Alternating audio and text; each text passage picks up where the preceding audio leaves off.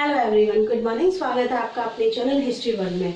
राजस्थान के वाद्य यंत्र हम डिस्कस कर रहे हैं, जिसमें से हमने 3 वाद्य यंत्र डिस्कस कर लिए अपने तत्व वाद्य यंत्र, जिनसे तारों से स्वरों की उत्पत्ति होती है।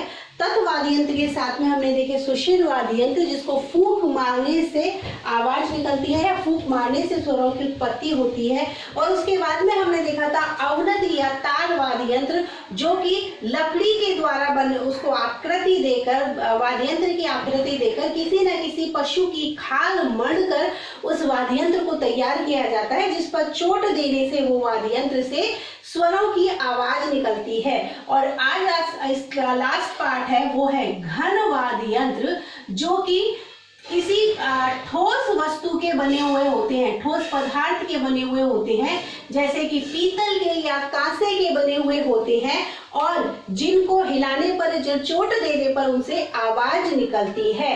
घन वाद्य यंत्र तो एज यूजुअल सभी वाद्य यंत्रों में, जैसे हमने सबसे पहले ट्रिक देखी थी, तो इसको भी करने की सबसे पहले हम ट्रिक देख लेते हैं। देखो इसकी ट्रिक क्या है, इसकी ट्रिक है ले थाली चिमटा मांझ।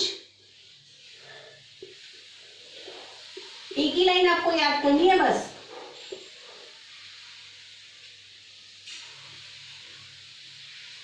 खड़ा घूम रहा है।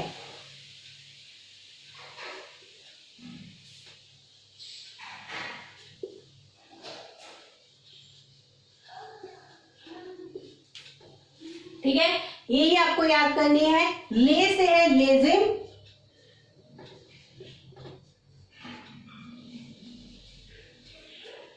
लेजिम गरासियों की लेजिम है, जो कि बजाई जाती है उनके यहाँ पर। गरासिया लोग जिसका यूज करते हैं, गरासियों की लेजिम। थाली,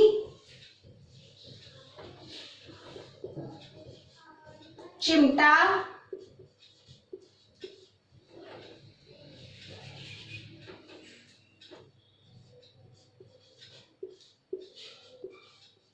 मंजीरा, झांझ,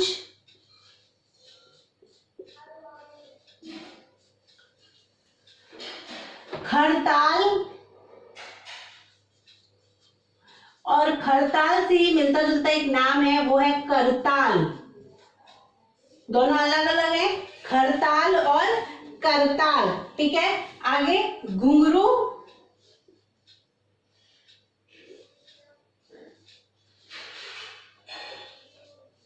और एक निकलता है इससे घंटा, रमझोल। ठीक है, रमझोल। अब इसके बाद में एक वाद्य यंत्र अपना बचता है, वो आपको अलग से याद करना है, वो है भरनी वाद्य यंत्र। ठीक है, एक वाद्य यंत्र अपना अलग से है, जो आपको अलग से याद करना है, भरनी वाद्य यंत्र। तो सारे वाद्य यंत्र हो गए, लेजिम, थाली, चिमटा, मंजीरा, झांझ, खड़ताल, करताल, घुंघरू, घंटा, रमझोल और भरनी। सारे के सारे वाद्य यंत्र हो गए। झांझ के साथ में एक वाद्य यंत्र और है, वो है झालर। ठीक है, ये है सारे वाद्य यंत्र। एक ही लाइन आपको याद करनी है, ले थाली चिमटा मांझ खड़ा घूम रहा है। इससे अपने सभी घन वाद्य यंत्र बन के तैयार हो जाते हैं। घन वाद्य यंत्र जो कि किसी हार्ड वस्तु के बने हुए होते हैं, जैसे पीतल के या कांसे के, जिनको चोट देने पर उनसे स्वरों की आवाज निकलती है, जिनको चोट देने पर उनसे स्वर निकलते हैं। तो शुरू करते हैं। सबसे पहले देखते हैं मंजीरा। देखो मंजीरे तो हम सबने देखे हैं, कुछ इस तरीके के होते हैं। इनको यहाँ से पकड़कर इनको बजाया जाता है। भजन कीर्तन के समय इनको मुख्यतः बजाया जाता है। पीतल और कांसे के बने हुए गोल आकृति में बने होते हैं और हमेशा जोड़े से बनाए जाते हैं, इसीलिए मैंने आपको जोड़े से ही बनाकर दिखाए हैं। हमेशा जोड़े से ही बजाए जाते हैं। और जो 13 ताली नृत्य होता है, जो कि कामड़ जाति की महिलाओं के द्वारा लोक देवता रामदेव जी की आराधना में किया जाता है, 13 ताली नृत्य।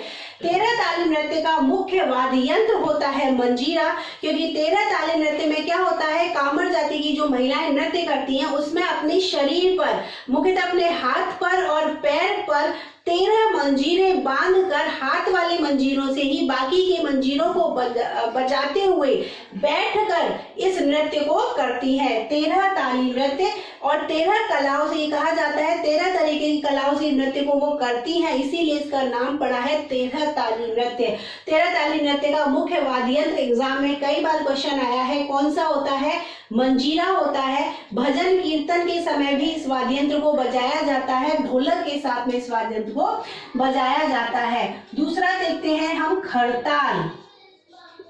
खड़ताल वाद्य यंत्र जो कि हाथ में लेकर बजाया जाता है, लकड़ी के 4 छोटे छोटे टुकड़े होते हैं, ठीक है, और पतले पतले टुकड़ों से ये बना होता है। खैर की लकड़ी इसमें यूज में की जाती है। खैर की लकड़ी से ये वाद्य यंत्र बनकर तैयार होता है। 4 वाद्य यंत्र 4 छोटे छोटे चिकने और पतले टुकड़े होते हैं, ठीक है, जिसको मुख्यतः साधु सन्यासी इस वाद्य यंत्र को मुख्यतः प्रयोग में लाते हैं। और देखा जाए तो बाड़मेर और जोधपुर में जो लंगा जाति रहती है, बाड़मेर और जोधपुर में, बाड़मेर और जोधपुर में जो लंगा जाति के और मांगड़िया जाति के लोग होते हैं, वो लोग इस वाद्य यंत्र को बहुत रूप से अपने प्रयोग में लेकर आते हैं। अब देखो, खड़ताल वाद्य यंत्र से एक व्यक्ति का नाम जुड़ा है, वो है स्वर्गीय सद्दिक खां, ठीक है, स्वर्गीय सद्दिक खां मांगड़ियार, जो कि प्रसिद्ध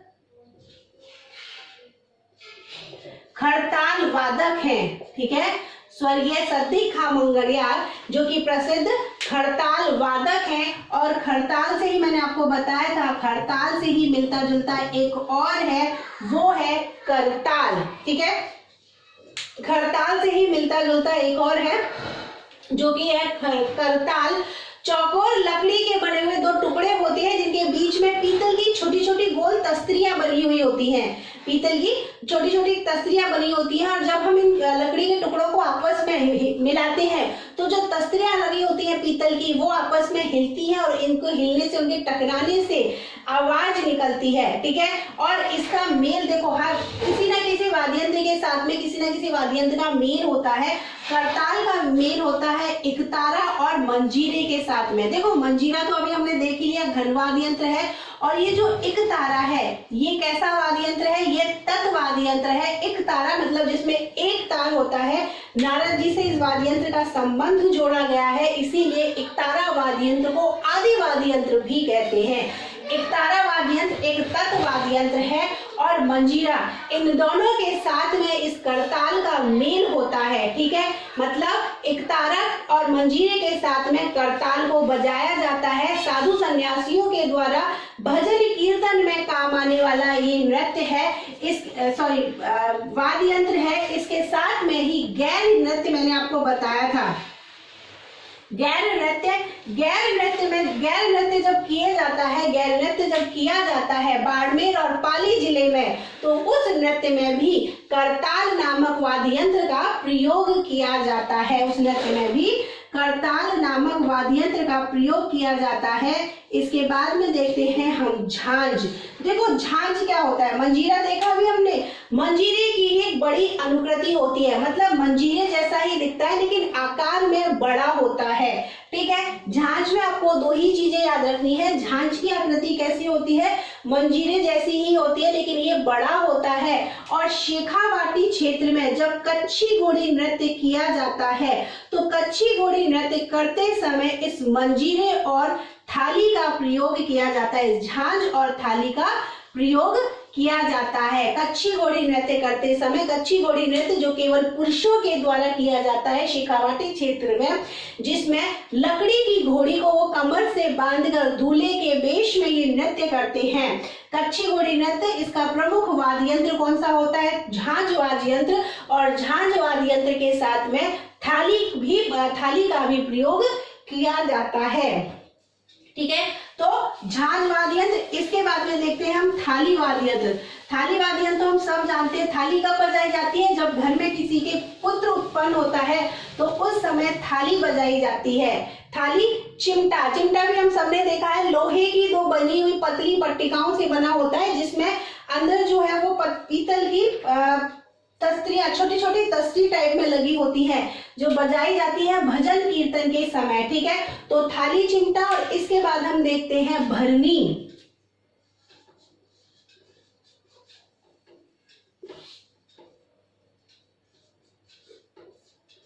भरनी वाद्य यंत्र, ये भरनी वाद्य यंत्र क्या होता है? देखो, मिट्टी का एक मटका होता है,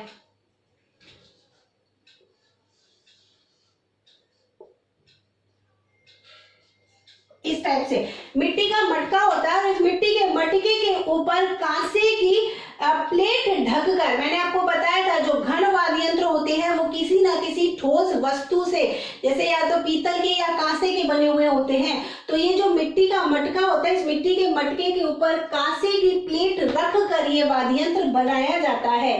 ठीक है, और इस कांसे की प्लेट को दो डंडियों की सहायता से बजाया जाता है। राजस्थान के पूर्वी क्षेत्र मतलब अलवर भरतपुर क्षेत्र में, राजस्थान के पूर्वी क्षेत्र मतलब अलवर और भरतपुर क्षेत्र में ये भरनी वाद्य यंत्र जो है बहुत रूप से प्रयोग में लिया जाता है। अलवर भरतपुर क्षेत्र में जब किसी सांप के कांटे का इलाज